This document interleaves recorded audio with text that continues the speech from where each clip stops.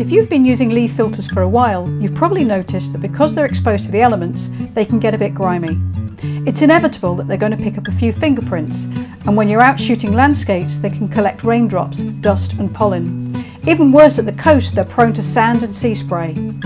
Smudges or smears on your filters can spoil your images, and they can be tricky to rectify in post-production. A grubby filter can also increase the chance of flare, lowering the contrast of your images and causing ghosting. That's why LEE Filters has introduced the new ClearLEE range of filter cloths and filter wash.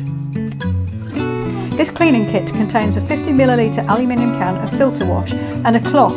It's the perfect size to drop into your bag to take out on all your shoots. You can also buy the wash and cloth separately, and there's a 300ml can available for use at home or in the studio. As the top of the cans can be unscrewed, you can top up the small can from the larger one.